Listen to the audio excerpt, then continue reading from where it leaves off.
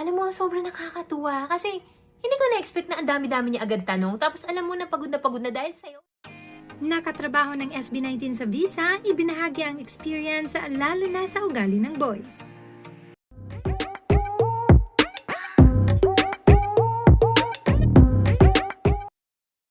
First of all, Miss Everlove Barcinas is a EuroTV Philippines host, a freelance artist, and a theater actor.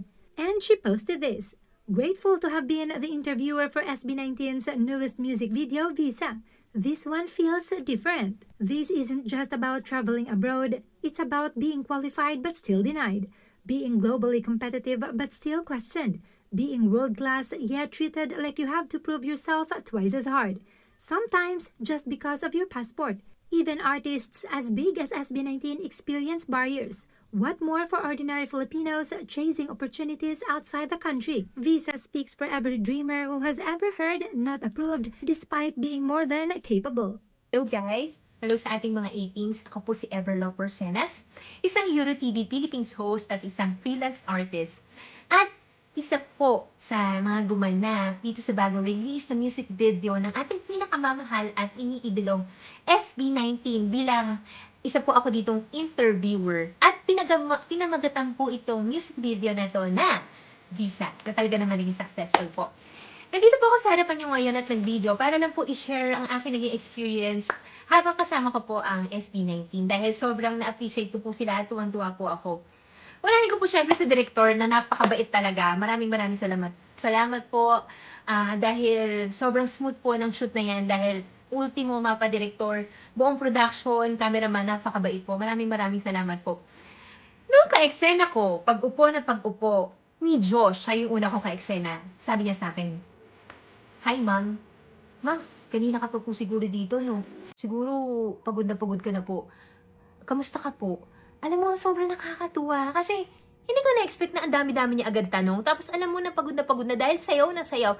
Pag upo sa harapan mo, ganun agad yung tanong. Makikita mo talaga na napakabusilak talaga ng puso ni Diyos. Bukod sa napakagwapo niya, grabe. Kaharap ko, ay talaga naman. Kahit mas matanda ako sa kanya, talagang mapapawaw kaya talagang mapahanga ka talaga sa kanya. Kaya siguro, na-share ko talaga tong experience ko sa kanila. So yun, nasagot ko lang sa kanya, hindi naman, gantong oras lang at na-enjoy ko naman. Tapos sabi ko sa kanya, ikaw siguro, sobrang pagod ka na, no? Sabi niya, okay lang yun, ma'am, sanay na kami, ganun talaga. Masaya naman kami. Ay, nakakatuwa naman. Talagang parang hindi mo siya makikitaan ng pagod at talagang makikita mo nag-e-enjoy siya sa ginagawa niya. Ganun talaga, pag nakikita mo marami siyang napapasaya o nakikita niya siguro marami siyang napapasaya mga tagahanga niya, which is alam naman nating napapasaya talaga. Sunod, after no, sabi niya sa akin, thank you ma'am, tapos ng eksena namin. Sunod ko namang kay eksena si Stel. Pag upo ni Stel, nakangiti agad siya. Gwapo naman na ito ni Stel, grabe. Ito yung kumakanta sa ibang bansa na sobrang taas ang boses, nandito na sa harapan ko. Sobrang, parang natameme ako sa kanya. Sabi niya, kamusta ka ma'am? Ano pong name mo? Alam mo, hindi na ako nakapagsalita, hindi na rin siya nakapag-follow up mga questions kasi biglang sabi ni Derek, oh, ano na tayo, game na.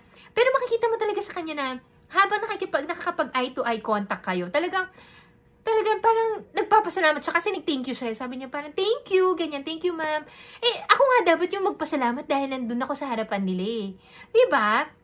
So yun, talagang sobrang nakaka-amaze kasi talagang extraordinary sila kasi talagang inaalam nila yung nararamdaman ng kapwa kapwa Pilipino nila o kapwa artist nila eh. Kung talaga bang okay sila, okay yung ka-eksena nila, yung ka-shoot nila, alam mo yun, talagang, ay, ang babait naman ng mga to.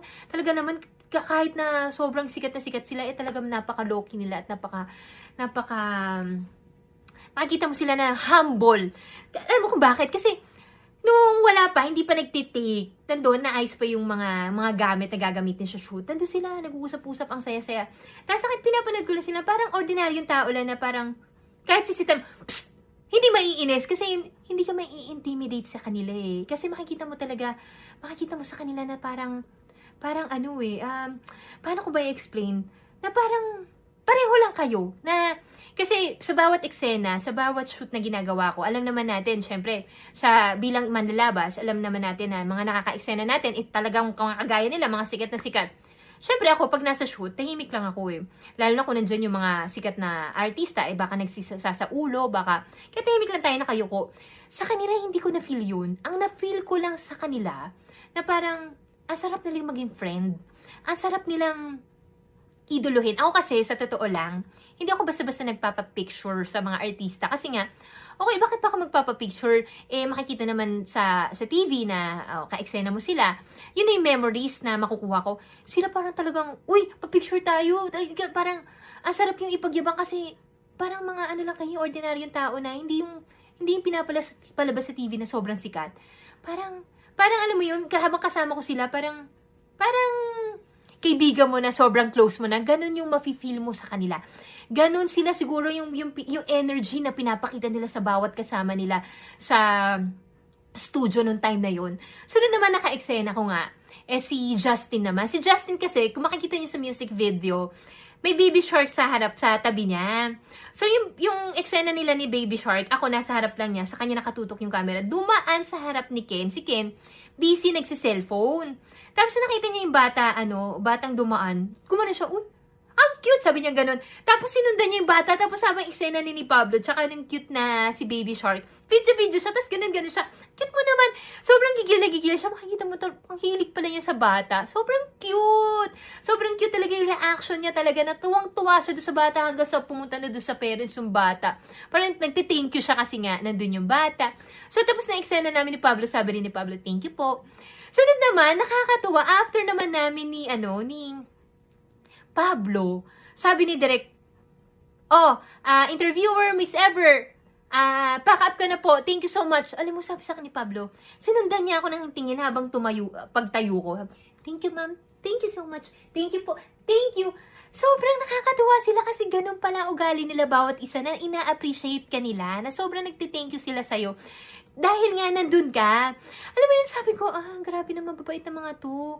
Tapos makikita mo yung yung mata nila na nakatingin sa'yo na talagang makikita mo na nagpapasalamat sila ng sobra.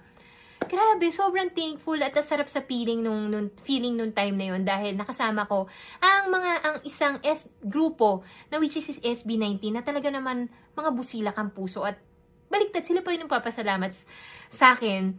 Nandito po ako sa harap nyo para sa ating mga 18s, sa mga nanonood, para magpasalamat at patuloy po nating suportahan sa ating mga 18s, suportahan ng SB19 dahil hindi lang po sila sumisimbolo ng kabutihan, dinadala po nila ang ating, bukod sa dinadala po natin ang ating bansa, talaga namang isa silang simbolo ng isang busilak ang puso, ng isang talentadong Pilipino, at dapat talagang hangaan. Suportahan po natin sila sa nalalapit po nilang concert. Again, maraming salamat po sa inyong lahat.